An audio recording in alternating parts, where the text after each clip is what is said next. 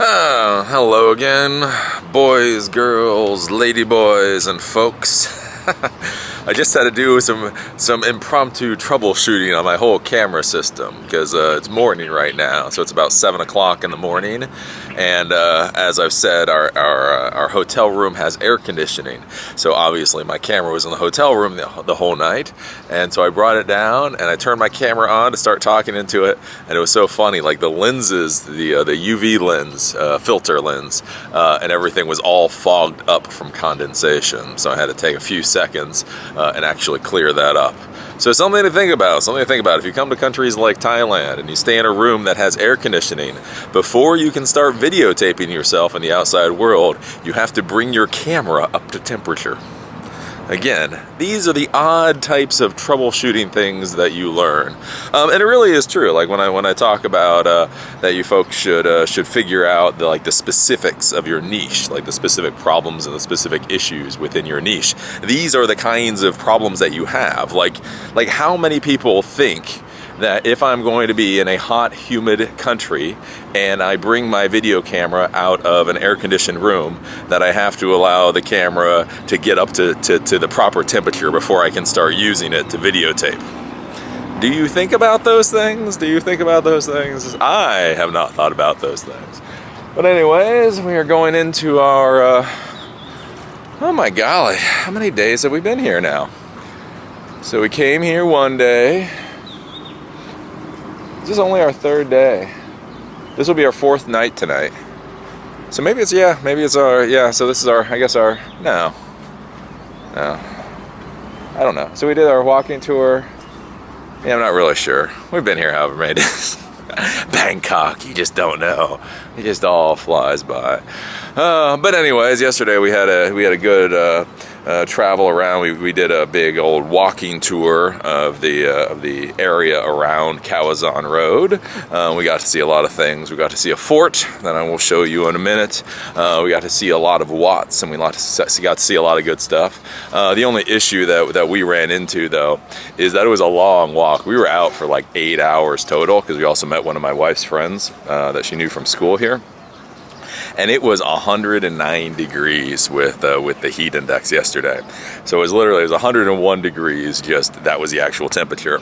And then with the 50% humidity or whatever, it was 109 degrees.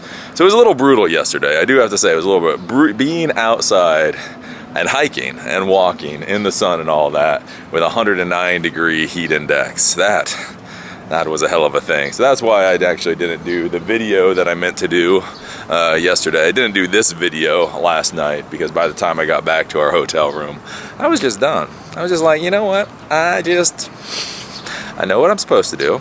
I know what I tell you folks to do all the time. Every day, put out a piece of content. But I was just like, no, I really don't want to do it.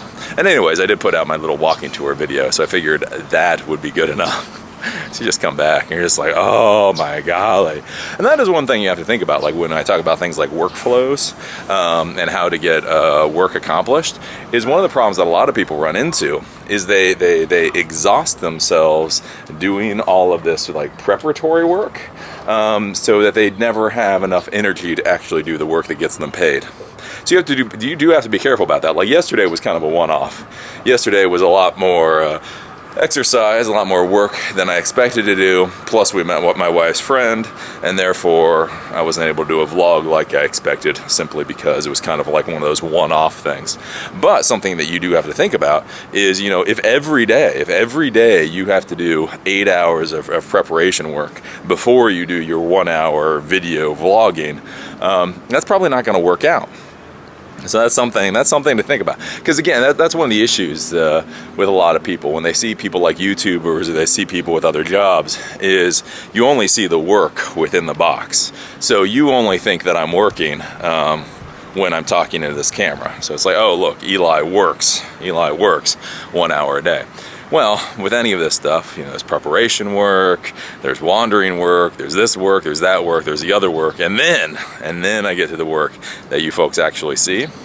And so it's really easy to completely miss and not see all the preparation work and then assume, oh, Yeah, I can talk into a camera 1 hour a day. That is an absolutely easy job. That would be no problem. And it's like, yeah, but in order to talk into the camera for that 1 hour a day, there's a lot of other stuff that goes into it. And that's what people don't take into account, and then that's why they fail many times. You just gotta say, this is beautiful right here. That's the one thing with Bangkok that's very interesting, is everybody has this idea of just how hectic and insane it is. And believe me, that's not a wrong idea. That is not an incorrect idea. But there are so many pockets of just peace and tranquility. So literally, only one block for me is the insanity of one of these Thai roads where every time you try to cross the street, you're taking your life into your own hands. And yet I can sit here right along on this little river park here, and you can barely even hear all the city noises around you. It is a great thing. So we're going to be walking around this little park today just because I don't really want to dodge tuk-tuks.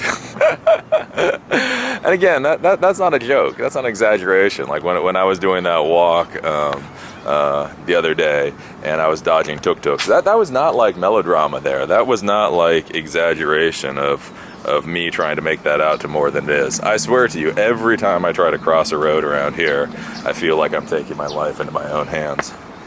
Because, realistically, I probably am. Oh my golly. I am taking my life in my own hands. Well, if you wonder, like, what size are the fish here in this local river, that apparently is how big the fish get. You want some fried fish today? That's actually huge. That's a big old fish. It's kind of impressive that a fish that big would be living, like, right here by the city. And it's kind of disgusting that it's sitting there rotting. But hey, you know. Whatever.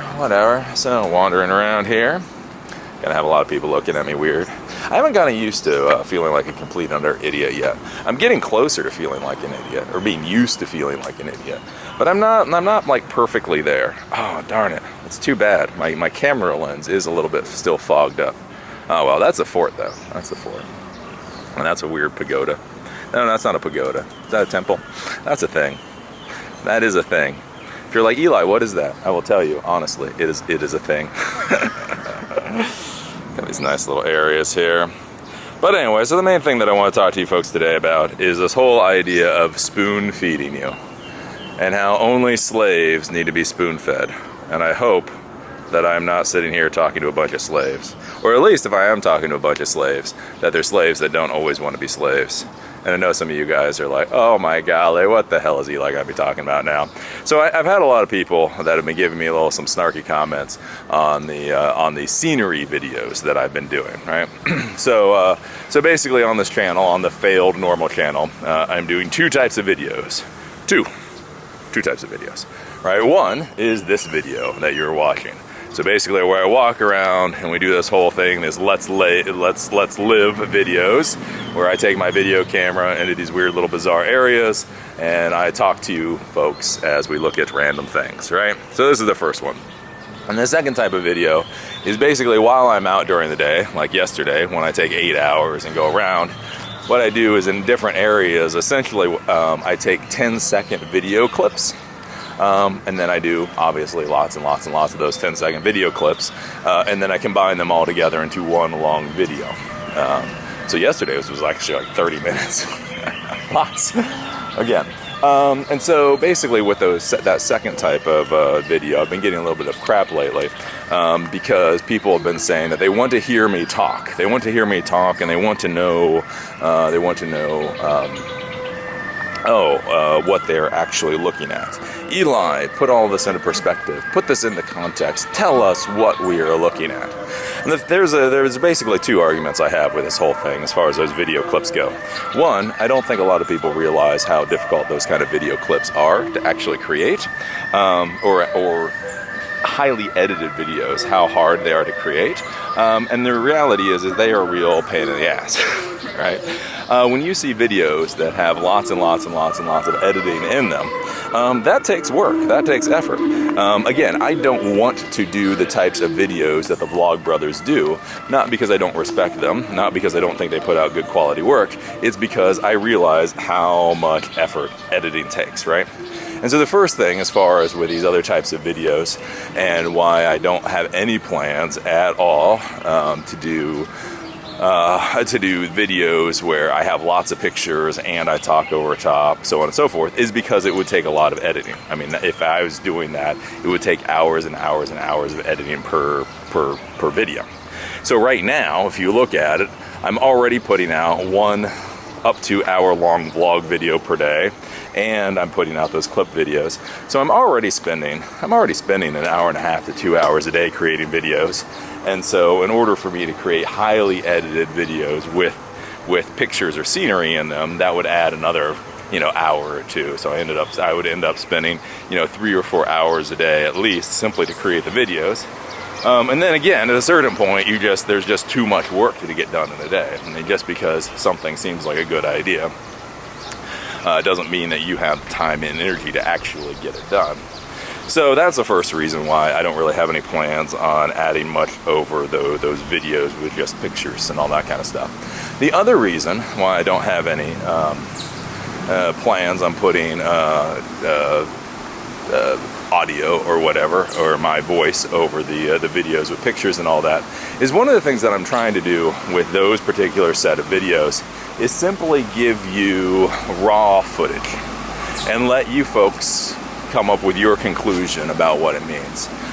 And this is where that whole thing with, freedom and slavery and all that comes into effect. Because what I have found in this modern world is everybody wants to be spoon-fed anymore. Everybody wants to be shown something and then to be told what they are shown. It's like this, you get shown a picture of something and then you get told what it is. And that's very easy and that's very nice, because that means you don't have to think, and that means you don't have to put any assumptions on what you're seeing, and that means that you don't have to, there's no real energy process for you. Somebody can show you something, somebody can quote unquote put it into context and all that kind of stuff, and then you can just go along with what they say. Well, what I'm trying to do with the videos, where I just show you all of these different images from the places that we're walking, is basically just to give you the videos to allow you to figure out what it is that you are seeing.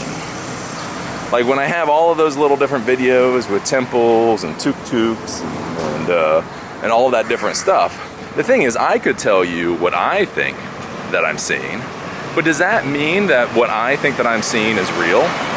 Does that mean that what I think that I'm seeing is what is actually being seen?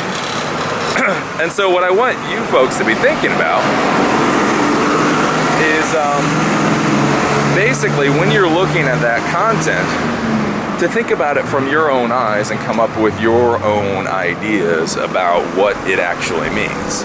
So when you see tuk-tuks, when you see that little guy over there, what is that? I could tell you what that is.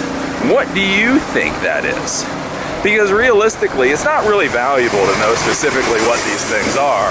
What's valuable is to learn how to interpret what you're seeing, be able to research about what you think it is that you have interpreted, and then be able to decide something from there, right? So that's one of the big things. Like, I could sit here and I could try to do a walking tour and explain everything to you, right? I could go up and I could say, look, now we are at Santichai Prakan Park, and we could go through all this stuff. But does that really matter? Is that actually really useful? Is that actually really good information? Or is it more the idea of what are things? Like, when you look at something, is it as important that you know specific things? Or is it more important that you grasp the concept of what is going on, so that you can try to assimilate that with whatever you're doing in your life? So an interesting thing, like in Thailand, we'll talk about later, is basically that the Thais didn't really have a big park system until relatively recently. Like, parks were not their huge thing. But they needed public spaces. So they know they needed public spaces, but parks weren't their thing. And so what's interesting is if you walk around, almost all these open areas that we're going to go into, they all have temples. And so one of the best explanations I've ever heard about why they have so many temples, and why many times they build new temples versus restoring old temples, is because essentially as soon as a temple gets built, that whole area becomes an open public space. And so by going around and building more and more and more and more and more temples, they're able to create more and more and more public spaces and park areas so that everybody has a place to come to and do exercise and all that kind of stuff. And so one of the things is you're looking around, you're seeing all these religious places, and it's just to think about that and think, that seems like a nice little religious place. I wonder if here in the United States, if we had more religious places, I wonder if that would be a valuable thing. Right? Does that make a little bit of sense? I don't know, I'm a little tired this morning. I have to say, it's like, I'm tired. Thailand makes you tired. I do have to say, whatever else, Thailand makes you tired. But that's what I'm trying to do with those types of videos. Is basically, I'm talking to you guys every day, you folks every day with these vlogs.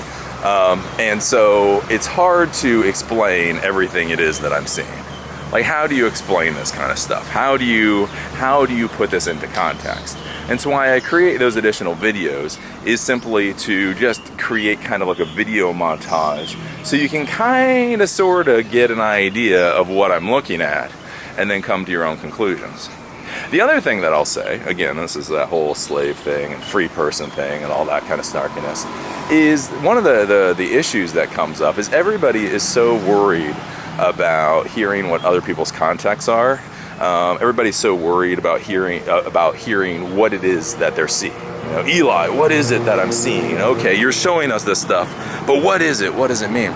One of the problems that gets left out is that so many times people completely and utterly talk out their ass. Right? So one of the reasons I don't do a lot of tours anymore. So when I used to do traveling, I used to go on a lot of tours. And one of the reasons that I would go on a lot of tours is because I figured that would be a good way to learn about the environment, to learn about the people, to learn about the places, to learn about all this stuff. Until I started not only going on the tours, but I also started reading some books. And what I found is that so many times, the people giving the tours literally had no idea what the hell they were talking about. And so they would sit there and they would sputter off some mumbo jumbo garbage that had nothing to do with anything. And then the question, and that's what I've learned in life, is what is valuable? Is it valuable to sit here and look at this beautiful fort in this beautiful park and ask myself, what does it mean to me? Or is it more valuable to pay somebody or to have somebody sit there and tell me all of these facts and all of these figures that may or may not be true, that I'll probably forget about in 15 minutes after I've left? So one of the reasons why I've stopped doing all the tours and such is just because I realized how meaningless so much of that information is. It's not about the facts, it's not about the figures, it's about the meaning. It's about what do you take away from what it is you're seeing. And so that's my thought there. That's my thought. And the other thing too, is I do fear sometimes that you folks think I'm far smarter than I actually am.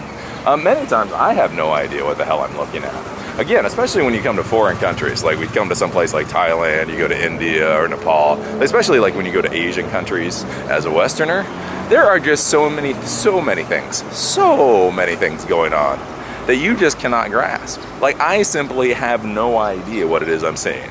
It's so funny. It's like, Eli, what are you seeing? What exactly is that you're taking a picture of? It's like, aw, that's cute. You think I know. I have no idea. I have absolutely no idea. What are we taking a picture of? We are taking a picture of this thing that I found when I went down this little alley. But why did you go down the alley? I don't know, because it was a little alley. And I'm in Thailand. And if you go down little alleys, you find really cool things. Like, what? So, yeah. That's my thought. A lot of people have been asking me to spoon feed them the information for all for those other types of videos. And basically the way I honestly think about those other types of videos. So what the way that I think about it, for me personally, why I create those videos for you folks is because I think it's an easy way of showing you what I'm seeing. It's an easy way of showing, these are the things that I'm running into, these are the things that I'm seeing, and it can show you that in a way that I could just simply never verbalize, I can never explain. So that's one of the reasons why I do it, and it's also really incredibly easy content. And as a YouTube content creator, if there's one thing we like, it's incredibly easy content. For you folks, what I would argue the value of it is one, you get to see all of these weird little things. Two, I would actually argue that it's kind of a form of art. Like the way that I would think of that video series that I'm doing with the scenery is more the idea is you come home after a long day, you crack open a beer, and you can either, you know, watch Daredevil for the 5th time on Netflix, or you can sit there and watch, you know, these scenes from these weird foreign countries, which I think that would be a valuable thing. Again, I think about like, you know, back when I was working really hard, doing the startup company, doing all that kind of stuff. And realistically, that was one of the problems I had, was like so much of the TV got so intellectual. And mother fudder, when you get home after 13 hours of dealing with clients and dealing with technology and dealing with employees, the last thing in the world that I wanted was some like deep intellectual TV show. I wanted something that I could grab a beer, drink a beer, and be able to watch and be able to comprehend. That's all that I wanted. So the first thing that I would say for you folks is that it's kind of like beer. It's like beer TV is the way that I would explain it. And then the other thing that I would say, and this is where you folks being free, you folks going out there and learning to be free and all that, is the idea that when you see things, that you should then take the information that you see, take the things that you see, and then go and research it on your own. Like, I have no interest, I have zero interest in explaining to you Ayutthaya. So we're about to go to Ayutthaya. So I have no interest in explaining to you folks the history of Ayutthaya and the cultural significance of Ayutthaya and how it was part of this empire, that empire, the other thing. But if you watch the videos that I create from Ayutthaya, and then you're really, really, really interested in Ayutthaya, like, wow, what kind of culture created that? Then you can go to Wikipedia, then you can go to Google, and then you can research it. And I can tell you, I can 100% tell you that whatever you learn on Wikipedia will be a hell of a lot better than any information that I will be able to give you. And then you'll be able to research, and you'll be able to figure out what it is that you care about, and figure out what it is that you're interested in. Those are my thoughts. So yeah, as far as those picture video goes, you know, I tried that a little bit before. So the original iteration of Fail Normal, so again, that's one thing you have to do. Like whatever you're trying to do in life, you always have to experiment. And so the original iteration of Fail Normal is I did try to be much more of that tour guide type thing. So I would take videos of the places we went, and then I would talk over the video, kind of like what you folks want me to do. And the thing that I found is I just absolutely hated it. Like, what the hell's the point of that? That was just like annoying. That was just taking like something I enjoyed and making it annoying and truly making it work. And so that's where I like this particular way. I can sit here and I can babble on all these weird little concepts and show you guys the weird little world that I'm in. And then in the other videos, they're basically something along the lines of video postcards, so you can see what's going on. So that is my thought there. I'm feeling a little less stupid now. I still feel stupid. I do have to say, I still feel stupid sitting here with my little camera, talking into it as I walk around. But I'm getting a little better at this. I think by the time I've done this 20 times around people, I will be a little bit better. Let's go on a dock. Eli, are you allowed to go on the dock? I don't know. It's Thailand. Thailand is very simple. You're allowed to go wherever you want. And if you die, they don't care. That was a funny thing. That's like one of the best quotes I ever heard in my life. Best quotes. You talk about like the real world versus the propagandic world. So I had a buddy of mine whose family, you know, all worked for one of these agencies, and they had a friend that was visiting. I think it was actually from Thailand at that point, and it was after Thailand was under like the military dictatorship. And so the woman was talking about, oh yeah, she can't wait to get back to Thailand, blah, blah, blah, blah, blah. And they asked her, and they were like, oh, you know, why do you want to get back to Thailand so much? Because you always hear this thing about the U.S. is so great. She said, oh, because I want to get back to freedom. And they're like, what? What do you mean you want to get back to freedom? I mean, isn't Thailand under a military dictatorship? She was like, yes, Thailand is under a military dictatorship, but they don't tell you what to do.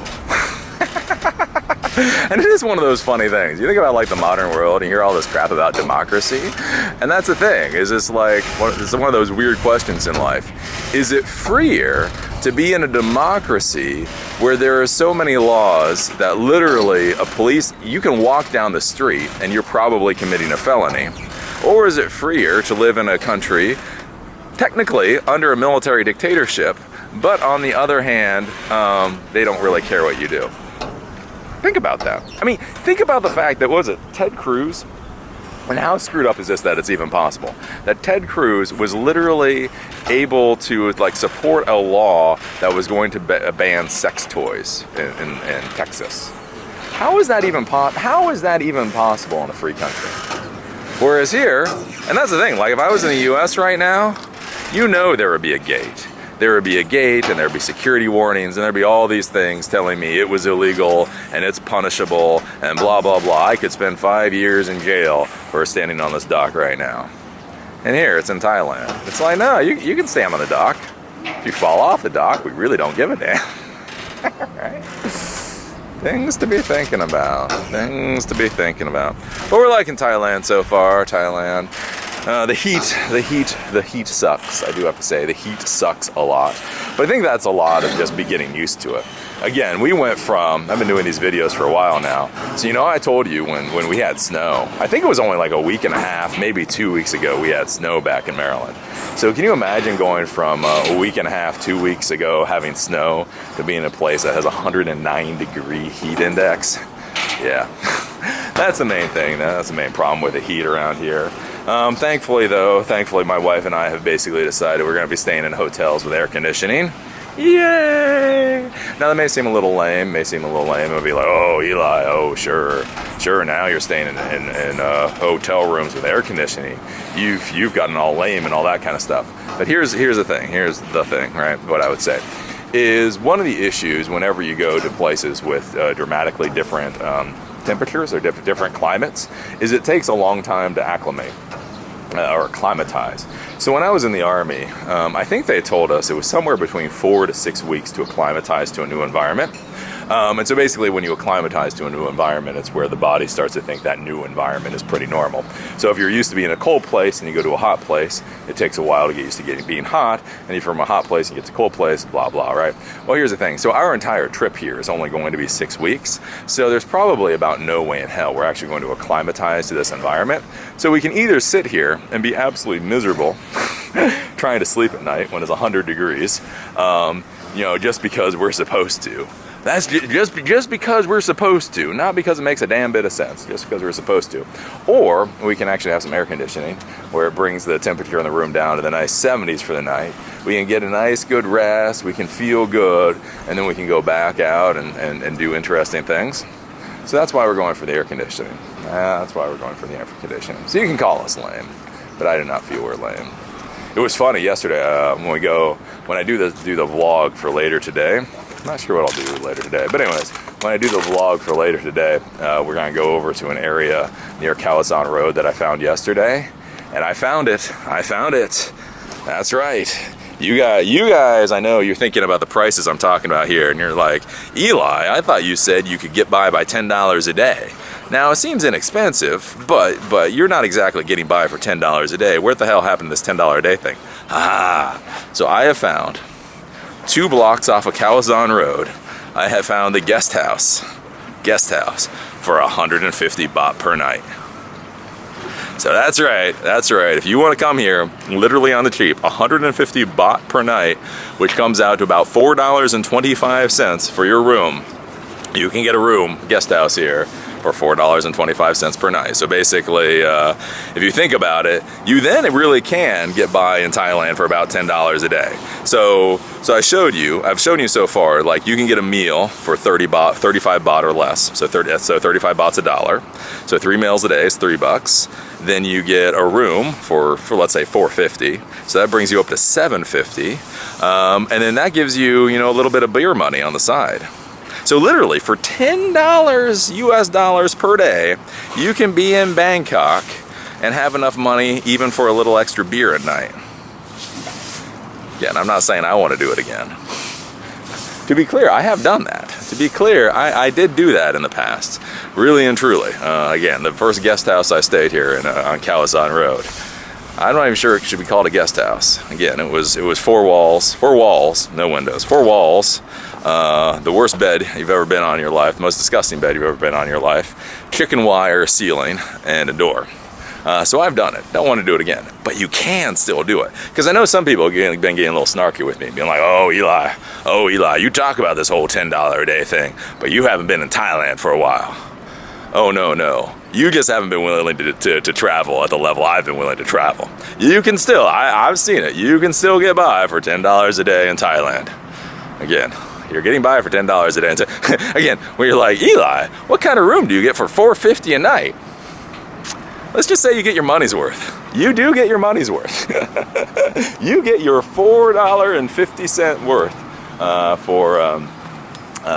for a guest house in Bangkok. But the thing is, that's the thing.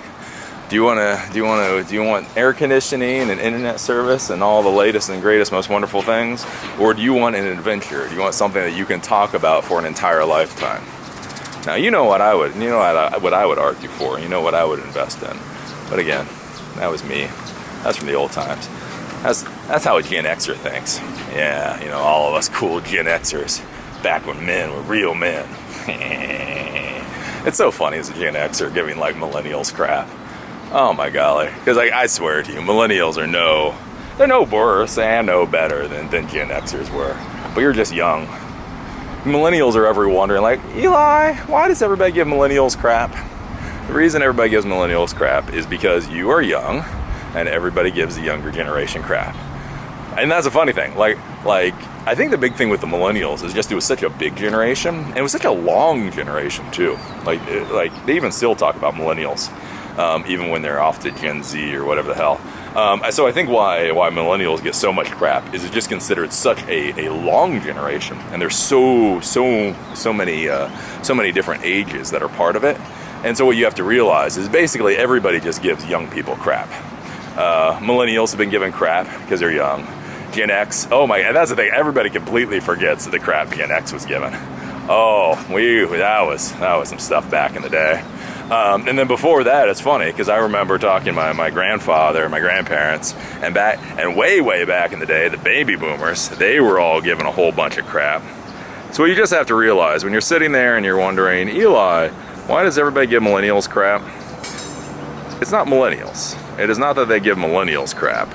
It is that, in fact, they give all young people crap, and you happen to be the young people right now. No, like I said, you're actually not that young. Because I'm at the end, I'm close to the end of Gen X. So if I'm 39, almost 40, you figure, millennials come in at like 35, 36. It is getting a little insulting at this point for the millennials, like how much crap they get. Like, you know what I'm saying? Like, when people are 35, when they do have mortgages, when they're married, when they have kids, and they're still being talked about as if they're like 17-year-olds, that is just a wee bit ridiculous. That's one thing I really don't understand with people complaining about the millennial generation, is it doesn't seem like the conversation about them has changed. It seems like everybody started giving them crap back when they were 17, and they rightly deserved it because they're 17 and all 17-year-olds deserve crap. But then it was like the conversation never changed. It's like millennials were treated like 17-year-olds when they were 17, and they were treated like 17-year-olds when they were 20, and they were treated like 17-year-olds when they were 25, and they're treated like 17-year-olds when they're 35, and they're going to be treated like 17-year-olds when they're like 47. And it is a little bit like, yeah, Again, I'm not saying don't give the young people crap, because you should always give the young people crap. But I don't quite feel like that's very fair. It is time to start giving the Gen Z people more crap. And that's what I said. What was that? Oh, like a little fishy in there. Oh, what is that? So I've been talking for you guys for 35 minutes today. So that's not too bad. So yeah, since I didn't do the vlog yesterday, I figured I'd wake up this morning and do the vlog today, and probably do a vlog tonight, since I'm not really sure what'll be going on tomorrow. Because tomorrow we'll be going off to Ayutthaya, which isn't too far away. It's about an hour and a half by bus. but you know how that goes. So we have a checkout time here of noon, which is very nice. And so I think we're just gonna grab some kind of like traveler or backpacker bus to go up to Ayutthaya tomorrow. So we'll go up there at like noon or 1 o'clock, and then we'll get out and we'll get our little hotel room and we'll see how it goes. So I don't know if I'll be able to do the video tomorrow. I probably will. I really am trying to do the videos. Even if I feel crappy, I'm trying to do the videos, which kind of shows you like how crappy I felt yesterday. Like seriously, 8 hours, 8+ hours out in 100. Oh my, we were sitting there with my wife's friend, and we were just in this, you know, this restaurant. And it was like in the building of the restaurant with just this little crappy like fan blowing. And I'm just like, how do you people deal with this? Which is kind of funny, again, when you think about different people and how different people see things. Because we were there with a Thai guy, he's from Thailand. He's lived in Thailand all of his life. He's lived in Bangkok almost all of his life, except for when he went to college, where my wife went to college. And he was saying that this was completely normal. He was just like, oh yeah, this feels good. This is nice. What are you people talking about? This is great. It's like, what? What do you mean this is great? 109-degree heat index. And it's like, yeah, whatever. So it's all perspective, I suppose. All perspective. And that's the thing that I try to hammer into your people's heads. So much of the world, so much of life is all perspective. Now the final thing as we start to walk back to my hotel so I can put this down and hopefully go get some good breakfast, is I did get a little got a little snarky comment yesterday. I got a little snarky comment from a yak ass, and I just want to put this to bed. I just want to make sure everybody completely and understands this. So basically the comment was, this person was on the Fail Normal channel. So it wasn't on the Eli the Computer Guy channel. It wasn't on the Eli Computer Guy Live channel. It was on the Fail Normal channel. And started talking about how on my videos here, I act all egotistical and condescending to you folks. Let me just be clear with this. Now sometimes on the Eli the Computer Guy channel, I can go a little overboard with ego and condescension. A lot of times, probably 90% of the time, on the Eli Computer Guy Live channel, I go overboard on ego and condescension. It's kind of my my shtick over there, right? Here's the deal, just so everybody completely understands. On Fail Normal, this is, let's look at me for a second. Let's look. This is the nicest I'm ever going to be to you people. This is the nicest. You are not going to get any nicer with me on YouTube than this particular channel. This is Eli the Computer Guy, or Eli trying to actually be nice. So here's the deal. So just listen to me. If you think I'm egotistical and condescending to hell on this particular channel, you just need to go the hell away. You need to grow up. You need to grow a set of gonads, or whatever it is you should have, and deal with it. So I did. I saw that comment. I'm just like, what? This is where I'm pretty nice. This is where I'm actually relatively nice. Again, this is about as nice as I'm ever going to be. Like when I look at the video, when I get done with the videos for Fail Normal and I watch them, I think, maybe I was a little too nice there. You know what I'm saying? So just to be clear, if you think I am too egotistical or condescending or whatever else on this particular channel, oh my golly, you got the problems. It's your problem, not mine. It's not me, it's you. It's not me, it's you. This is where I'm being smiley and nice. This is not where I'm like beating you folks over the head over basic concepts and screaming at you just because it makes good video. So that would be my thing. That would be my thought. But yeah, those are my thoughts for the day. Those are my thoughts. But I really want you folks to be thinking about this whole idea of spoon feeding, and this whole idea of are you personally interpreting what you are seeing and what you are learning, or are you simply taking other people's opinions or interpretations and accepting them as your own, right? So when you see things, what I would argue, what I would posit, is that instead of always focus on, oh, I'm in this temple. When was this temple built? Who built this temple? How much did this temple cost to get built? What sect of Buddhism is it? Blah, blah, blah. Instead of that, I would posit that you should just kind of sit there and just sit in the temple and just feel the temple and look at the artwork of the temple and ask yourself, what about the temple is cool and what about the temple is annoying? And if you had a temple, is this the type of temple that you would build? And if you look at the statues and look at the stone and look at the curves of the stone and look at the colors of the stone and ask yourself, if I was going to have statues built for my temple, would I use this type of stone or would I use some other type of stone? When I sit here and when I see statues of soldiers and I'm in a temple, do I get the impression that these soldiers are at peace and so that war is at cessation? Or do I see basically soldiers occupying a temple and therefore violence is about to come? What is it do I interpret? What is it do I see? What is it do I feel? Blah, blah, blah. And how would I do things differently? Or how would I do things the same? How would I take this to somewhere else? Like one of the things I've been looking about, like these tuk-tuks, right? So tuk-tuks are amazing. So in the US, in the Western world, we keep talking about this whole issue of transportation and private transportation. And so that's why we have Uber and all that kind of stuff. But then I look around and I look at these tuk-tuks. And it seems like, if you really want to solve a lot of the transportation problems in the United States, it seems like tuk-tuks would be a way to go. And that's the thing, is you look at the tuk-tuks and you just, what am I actually looking at? And then you look at the tuk-tuk and you look at the vehicle and you say, okay, well, it's a very inexpensive conveyance to get people from point A to point B. And then you think about why wouldn't this work in the United States? And so one of the reasons it wouldn't work in the United States is they have horrible emissions. Like there's no catalytic converters on those things, right? So you think about it and you go, So I wonder, maybe if you took a tuk-tuk and you made it all electric, could you have electric tuk-tuks in the major cities in the United States?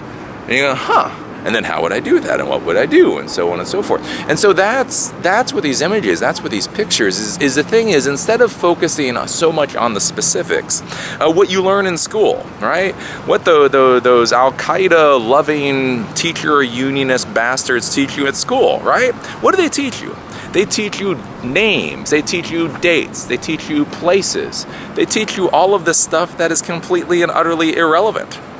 That's not what matters. What matters is what is actually being done. What matters is what concepts can you take from what you're seeing and bring into what you're currently doing, is what I would argue. My right arm is getting a little tired.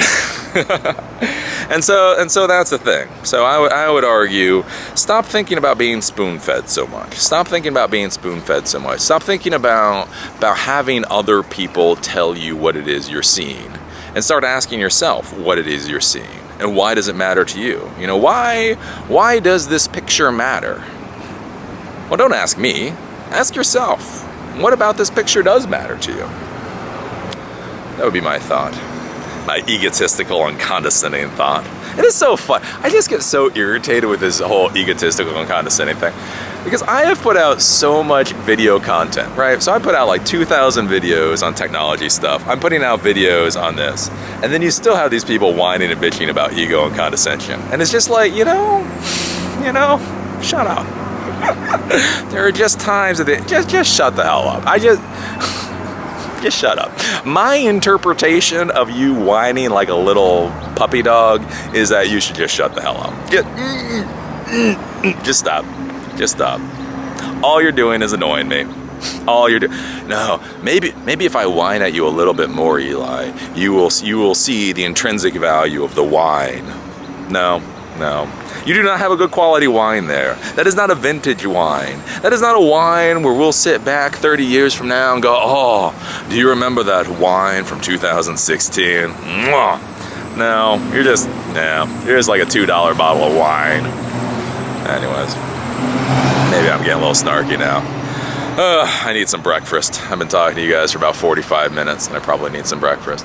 So with that, we will call it a day on whatever day it is. And again, I'll probably be doing a video later. I do have to say, this is the outside of my hotel. So again, Riva Surya.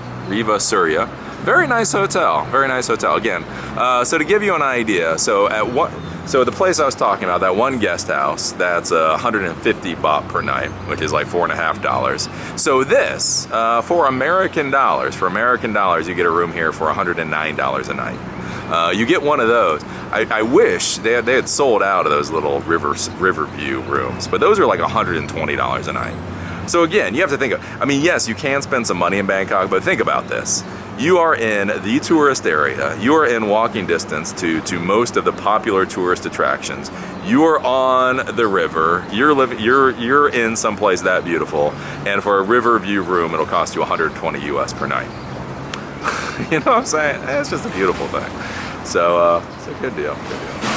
Yeah, I kind of just lost track of what the hell I'm talking about. So anyways, if you're interested in staying in Bangkok, I would definitely say take a look at Riva Surya, blah, blah, blah, blah, blah. And with that, I'll talk to you guys later.